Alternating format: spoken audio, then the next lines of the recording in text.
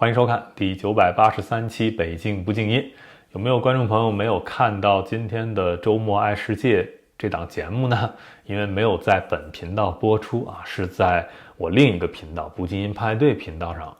播出的。我之前在社群公告里已经跟大家说过了啊。那么以后啊，每周日的这一档节目都是在那个频道独家播出啊。为什么做这个改变呢？是因为周末爱世界原本就是给不静音派对那个频道设计的。那么第二个原因呢，是本频道啊，北京不静音呢，已经开始每一期都会加上英文 CC 字幕，偶尔呢，我也会用英文来做节目。你可以认为本频道已经变成了一个面向全球观众的频道。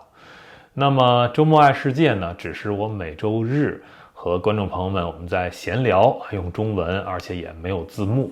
所以我觉得还是比较适合不静音派对那个频道啊，所以做了一个调整。那么在今天的那场派对节目里啊，我们在聊一个话题，就是你有什么想对习近平说的话。那我自己也回忆了一下啊，从最初知道习近平这个人，对他有什么样的期待，然后慢慢一点一点认识他。当然了，包括我的一些红三代的朋友对他的认识也是一点一点在改变的。当然到今天大家已经对他都没有什么话说了那么但是我还是分析了他的这些年的很多的政策啊，但是漏了一点，这就是今天这期节目的由来，我想做一个补充，就是习近平啊这10几年当政啊，他一直在煽动中国的民族主义，但是中国的民族主义现在已经滑向了一个民粹主义。我今天想做这期节目给大家分析一下这个危害，而且呢，其实很多人是分不清楚这两个词的，会把民族主义和民粹主义混在一起啊。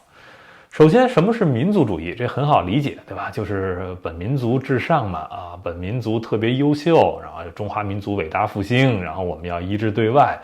然后外边的敌人非常的强大，敌一亡我之心不死，所以我们要紧密的团结在党中央，以习近平为中心的这个核心的周围啊，然后一起建设中国，抵御外敌，就这么一套叙事。民族主义的叙事是由上而下设计的，它是通过宣传教育长期的在影响这些民众。那么为什么要做这种民族主义叙事呢？因为这个叙事首先是假的，对吧？没有敌亡我之心不死啊，也没有什么，当然中华民族这个概念也是100多年前创立出来的啊。那所有这一切的宣传是为了解决中国共产党的一个执政合法性的问题。中国共产党从最初啊是要解放全人类，要搞共产主义，对吧？均贫富等等的这些口号，然后带领着中国人去杀土豪、分田地、杀资本家，我们要人人平等。是这么来的，但是后来呢，发现不是平等的，这些共产党员跟我们就不平等啊，他们当官啊，吃喝玩乐，他们享有人上人的地位，他们的家族都可以继承啊，而底层的民众的阶级固化也上不去，然后被他们欺负，也没有法律可言。那为什么会发生这个事情呢？共产党原来有一个自我的解释，对吧？就是说，共产党是这个先锋队啊，他们是在人群中啊觉悟更高的一批人，所以他们可以当领导。但是问题是啊，你是聪明的，你是这个阶级更高的，你享受着这些，然后带领着人民，你得去有好日子过呀，你得真正实现那个共产主义呀。搞了几十年啊，大跃进，什么人民公社，后来又到文革，最后发现全都没搞成。所以在这个点上，共产党的执政合法性破灭了，中国人也都觉醒了，也都明白啊，没有共产主义啊。后来就开始变成改革开放挣钱，那又8964又推翻不了共产党，对吧？他们有军队，他们可以朝人民开枪，那怎么办呢？我们就只能忍呢，就是共产党他们吃肉啊，那些权贵家庭吃肉，底下的老百姓呢能跟着喝口汤，日子一点一点变好，也能接受。这就是共产党的第二阶段的一个执政合法性啊，就是挣钱。那好，问题是之前的这个挣钱的方式是人民把这些权利让夺出来给了你共产党，让你集中力量办大事儿。那么你呢，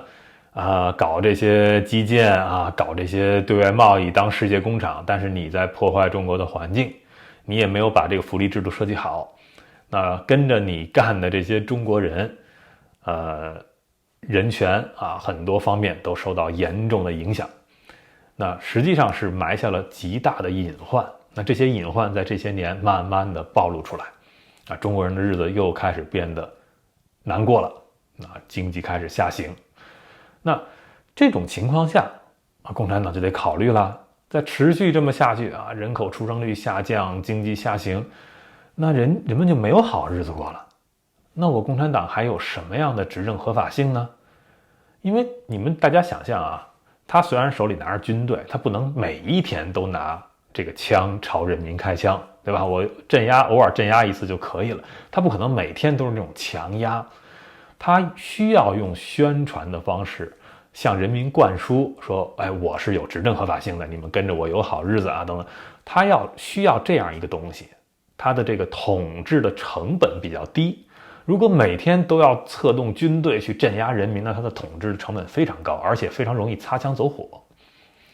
那么好，这个就是目前共产党的第3个阶段，习近平的这一届政府所想出来的解决办法，就是我们宣传民族主义。中华民族，共产党呢是带着中华民族去抵御外敌的，包括去做虚假的这种历史的篡改啊，成了二战抗日战争的中流砥柱啊，这都是骗人的，对吧？大家都知道。所以用这一套呢，不停的去宣传教育之后，就让中国人觉得，哎，我们要爱国啊，我们这个国家现在变得越来越好啊，美国在衰落啊，我们中国是负责任的大国啊，你看共产党领导的好，我们就跟着共产党一起，我们要爱国。这就是中国人的大多数的朴素的一个爱国情怀的一个由来。但是民族主义搞着搞着就容易变成民粹主义。先给大家解释什么是民粹主义啊？民粹主义呢是一种由下而上的人们的一种认知，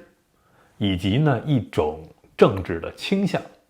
就是什么？很简单而言啊，就是说我们都是老百姓啊，我们都是人民，我们应该当家做主啊，这国家是我们的呀，我们都是爱国者呀。那么这个是朴素的爱国主义啊，然后上升到民粹是什么样呢？就是我们不信任那个统治阶层，我们不信任那些专家都是替党说话的，我们也不信任那些权贵那些领导。我们是爱国者，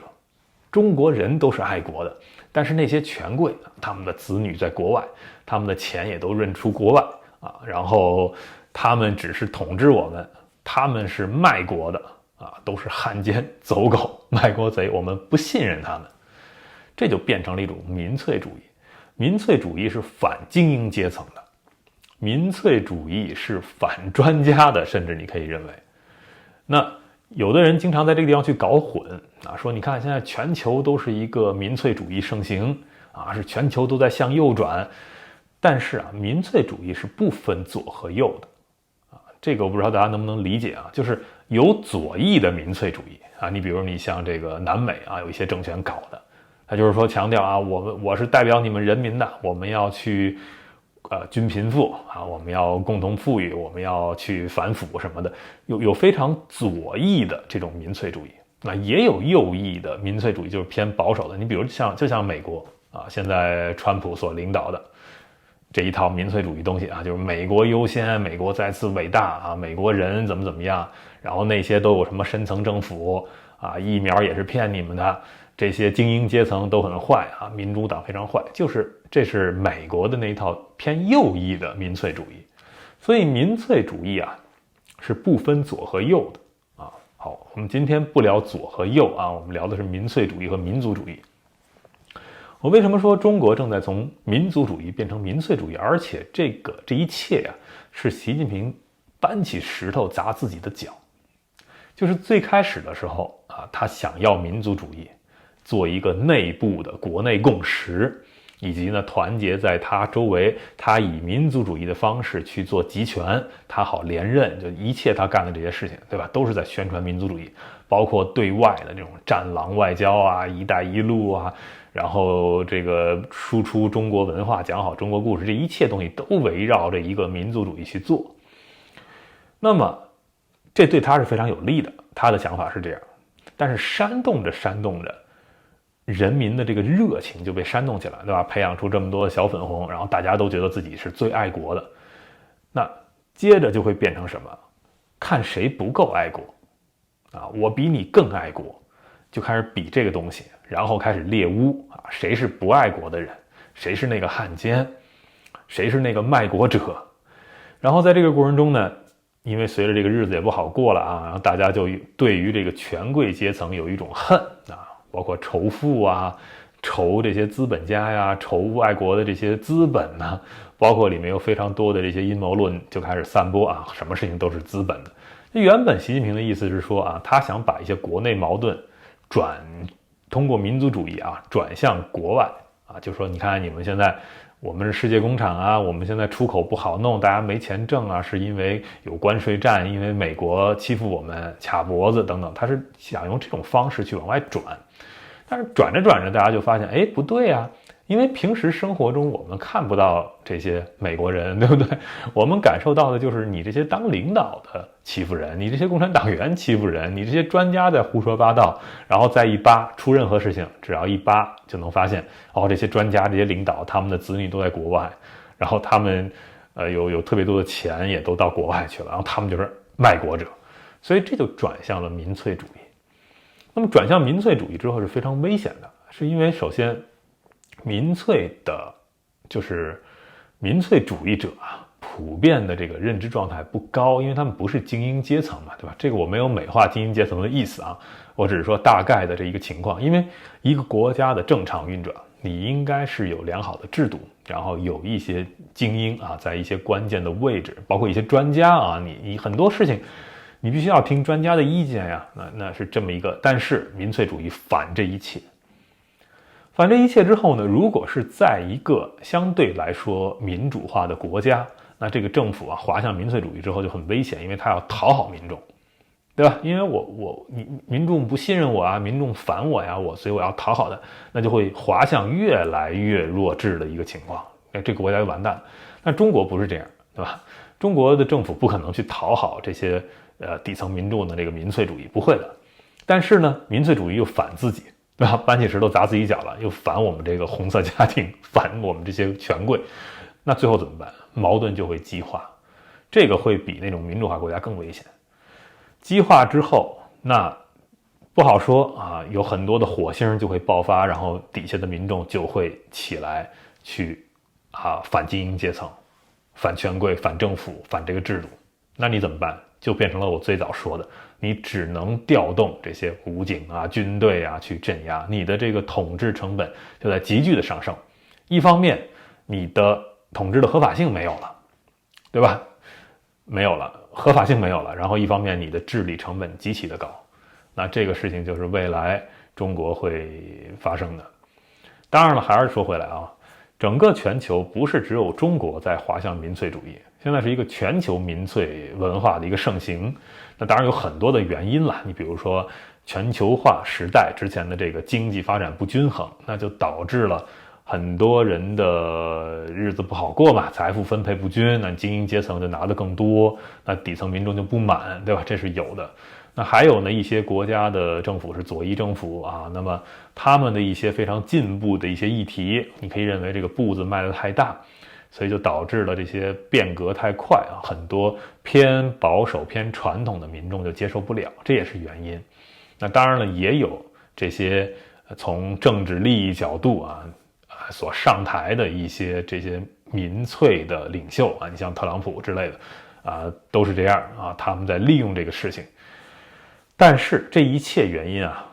都有关系啊。但是最重要的有一点。实际上正好赶上了我们这个互联网的时代，这个时代就是有非常多的，比如像我这样的自媒体，对吧？那么民粹反的也是传统的这种媒体啊，以及传统的这种主流声音。那么有大量的自媒体，你像过去啊，一份什么传统报纸，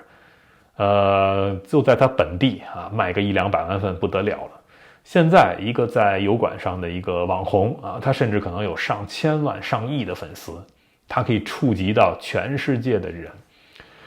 然后最关键的是，这个算法的时代，它就会在对这个民粹主义进行一个推波助澜，因为你的标题不惊悚，你的内容不露骨或者不具有煽动性的话，就没有人看啊，就没有流量啊，所以大家就都在往这个方向去卷啊，都在去散播阴谋论、散播谣言，没有人再去说那些实话。所以在这种情况下啊，就是一个像回声壁效应一样啊，就是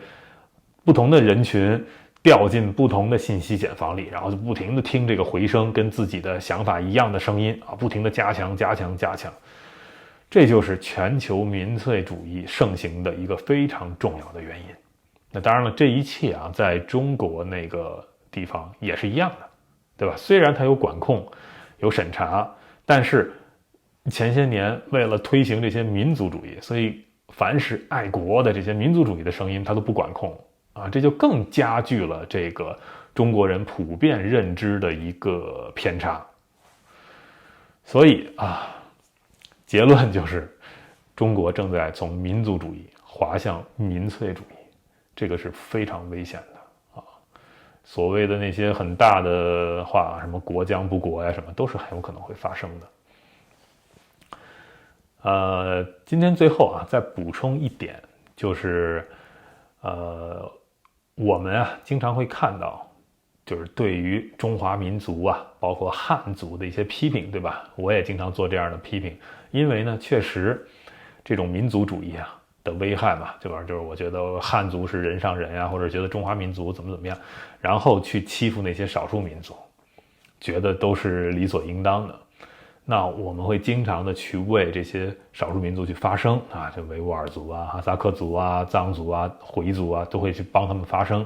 那我这个频道也做过很多这样的节目。但是我最近发现呢，就是实际上这些相对少数的族裔呢，有一些人他的想法也很极端，因为他之前被汉族或者被这个中国的这个主体的这个群众啊伤害之后，他就有这个 PTSD。他就是对汉族呢有一种恨，然后呢，其实他也是就是从这个民族主义出发啊，滑向了一种非常极端的想法。最近的这个于朦胧这个事情啊，我就观察，就是一些啊原来经常为维吾尔人啊、为新疆去发声的一些频道或者一些人，甚至本身他就是维吾尔族或者哈萨克族等等啊。在于朦胧这个事情上，他们什么都不说，为什么呢？我刚开始我不理解，对吧？我说那于朦胧是新疆出来的，对吧？你如果爱那片土地，你觉得那片土地被中共统治不好，这些年有很多的问题，那你应该是爱那片土地上的所有的人呀。那于朦胧作为新疆出生的人，你为什么不去声援他呢？结果后来我明白，原因很简单，因为于朦胧不是维吾尔族，不是哈萨克族，他是汉族。所以他们就不管，啊，就是非我族类，就是实际上我们在帮他们发声，在帮他们去争取他们的这些人权自由的时候，我们也要看到他们中的很多人实际上也是一种极端的民族主义。那极端的民族主义，如果他们自己有权利，自己是一个国家，那就很容易滑向一种民粹主义啊，这都是非常危险的。